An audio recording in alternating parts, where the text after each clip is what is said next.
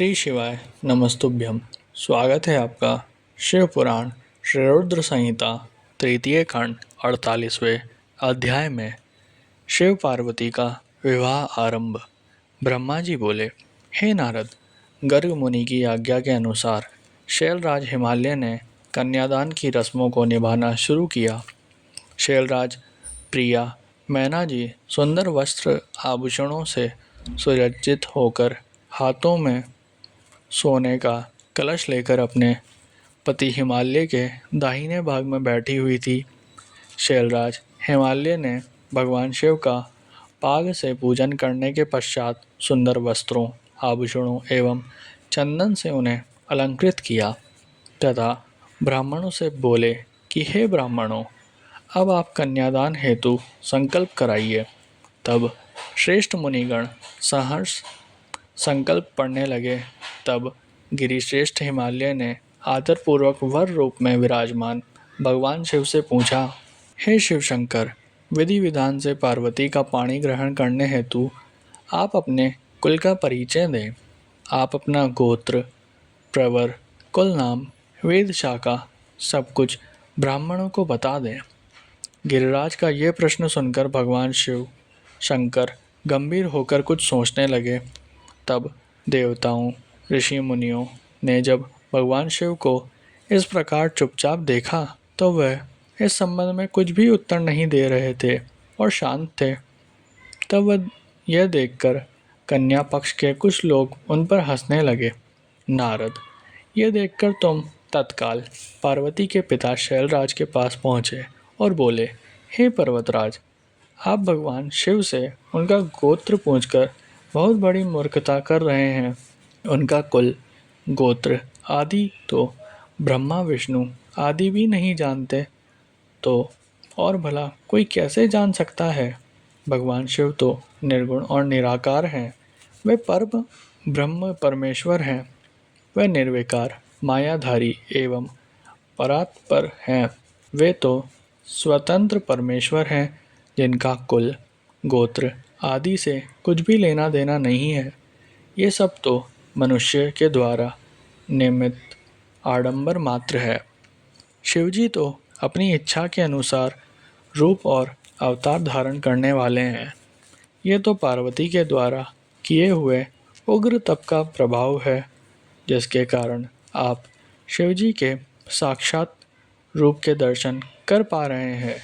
शैलराज, भगवान शिव गोत्रहीन होकर भी श्रेष्ठ गोत्र वाले हैं और कुलहीन होने पर भी कुलीन है। इनकी विविध लीलाएं इस चराचर संसार को मोहित करने वाली है। हे गिरिश्रेष्ठ हिमालय, नाना प्रकार की लीला करने वाले इन भगवान शिव का गोत्र और कुल नाद है। शिव नादमय है और नाद शिवमय है। नाद और शिव में कहीं कोई अंतर नहीं है। जब भगवान शिव ने सृष्टि की रचना का विचार किया था, तब सबसे पहले शिवजी ने नाद को ही प्रकट किया था। इसलिए अब आप व्यर्थ की बातों को त्याग कर अपनी पुत्री पार्वती का विवाह यथाशीघ्र शिवजी के साथ संपन्न करा दो। नारद, तुम्हारी बात सुनकर शैलराज हिमालय ने मन में उत्पन्न हुई शंका समाप्त हो गई। तब हम सभी देवताओं ने तुम्हें धन्यवाद दिया कि तुमने इस विषम परिस्थिति को चतुराई से संभाल लिया। ये सब जानकर वहाँ उपस्थित सभी विद्वान प्रसन्नतापूर्वक बोले कि हमारे अहोभाग्य हैं जो आज हमने इस जगत को प्रकट करने वाले आत्मबोध स्वरूप स्वतंत्र परमेश्वर नित्य नई लीलाएं रचने वाले त्रिलोकीनाथ भगवान शिव के दर्शन कर लिए हैं। आपके दर्शन से समस्त पापों से मुक्ति मिल जाती है। इस प्रकार सब मिलकर भगवान शिव की जय जयकार करने लगे। तब वहाँ उपस्थित मेरू आदि अनेक पर्वतों ने शैलराज हिमालय से कहा कि हे पर्वतराज, अब आप व्यर्थ का विलंब क्यों कर रहे हैं। जल्दी से अपनी कन्या पार्वती का दान क्यों नहीं करते। तब हिमालय मैना ने प्रसन्नतापूर्वक अपनी पुत्री पार्वती का कन्यादान कर दिया।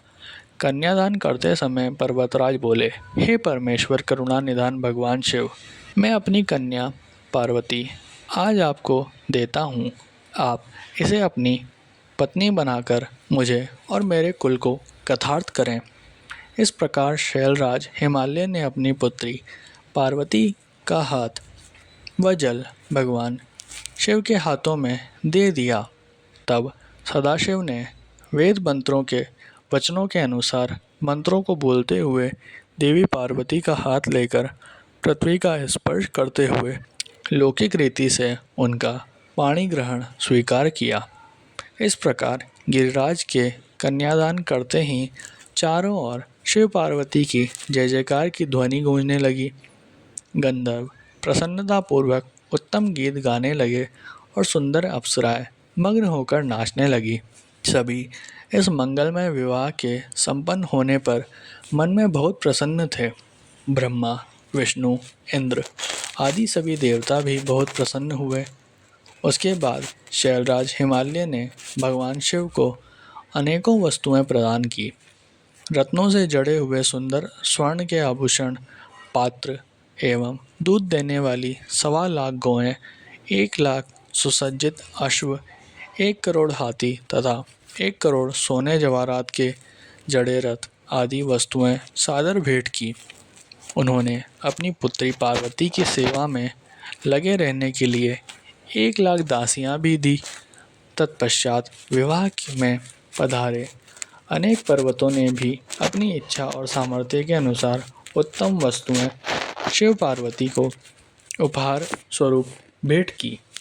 इस विवाह से सभी प्रसन्न थे। सारी दिशाएं शहनाइयों की मधुर ध्वनि से गुंजायमान थी। आकाश से भगवान शिव और उनकी प्रिय पार्वती पर पुष्प वर्षा हो रही थी। कल्याणमय और भक्त वत्सल भगवान शिव को अपनी प्रिय पुत्री पार्वती को समर्पित करने के बाद शैलराज हिमालय और उनकी प्रिय पत्नी मैना हर्ष से प्रफुल्लित हो रहे थे। शैलराज हिमालय ने यजुर्वेद की माध्यन्दिनी में लिखे हुए स्तोत्रों द्वारा शुद्ध हृदय और भक्तिभाव से भगवान शिव की अनेकानेक बार स्तुति की। तत्पश्चात वहां उपस्थित श्रेष्ठ मुनिजनों ने उत्साहपूर्वक भगवान शिव और देवी पार्वती के सिर का अभिषेक किया। उस समय हिमालय नगरी में महान उत्सव हो रहा था। सभी नर नारी प्रसन्नता से नाच गा रहे थे।